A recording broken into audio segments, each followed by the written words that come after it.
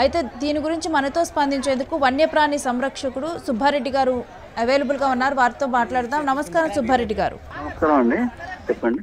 జనరల్గా చిరుతను చూసి భయపడటము జరుగుతూ ఉంటుంది. చిరుత కనిపిస్తే పారిపోతూ ఉంటారు. కానీ ఇప్పుడు ఈ పర్టికులర్ కేసులో చూస్తే చిరుత ఆరోగ్యం బాగోలేక అక్కడ పడి ఉన్న దృశ్యాలని ఇప్పుడు చూస్తూ ఉన్నాము. సో జనరల్గా కూడా ఈ విధంగా అంటే ఆరోగ్యం బాగోని చిరుతలు కూడా గ్రామాల్లోకి రావటం జరుగుతుందండి.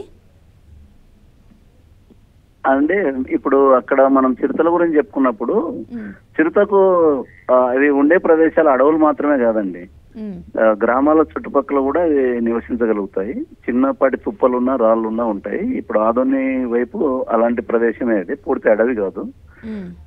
కాకపోతే ఆ చిరుత పులిని అనారోగ్యాన్ని మనం పర్టికులర్ గా ఇక్కడ నుంచి మనం ఏం చెప్పలేము. అది దాని వైద్యుల పర్యవేక్షణలో చూస్తే మాత్రమే అర్థమైద్ది. సాధారణంగా చిరుత పులులు కానీ పెద్ద పులులు కానీ అనారోగ్యాలు జనరల్ గా అన్ని జంతువులకు ఉన్నట్టే వాటికి కూడా వస్తాయి ఒక్కోసారి. వీటికి ఏంటంటే ఒక్కోసారి ఆహారం ఎక్కువగా తీసుకున్నప్పుడు కూడా కొంత అరిగించుకునే క్రమంలో కొద్దిగా బాగా ఇబ్బంది పడతాయి ఒక్కో సందర్భం.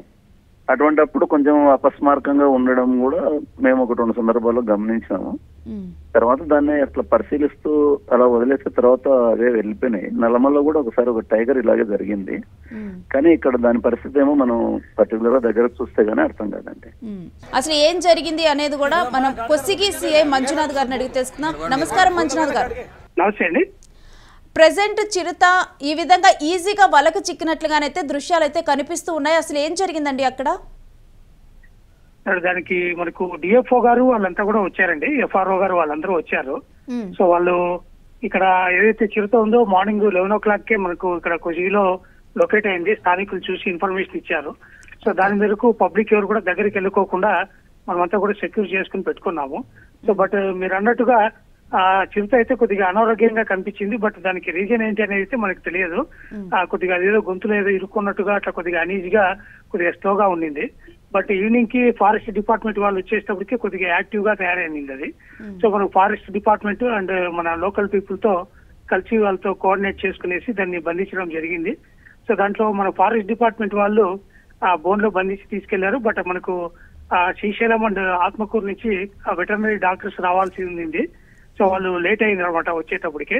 సో వాళ్ళు అక్కడ వెళ్ళిన తర్వాత డాక్టర్స్ వాటిని ఎందు గురించి అది ఆ విధంగా దానికి అనారోగ్యంగా ఉంది అని చెప్పేసి పరిశీలించి ఆ తర్వాత దాన్ని ఆరోగ్యం బాగైన తర్వాత ఏదో తిరుపతి ఆర్ మన శ్రీశైలం అడవుల్లో కానీ వదులుతామని చెప్పారు. బట్ మాకైతే ఇప్పుడు దానికి అనారోగ్య కారణం ఏంటి అనేది వాళ్ళు మన ఫారెస్ట్ డిపార్ట్మెంట్ ని కనుక్కుంటే తెలుస్తుందండి.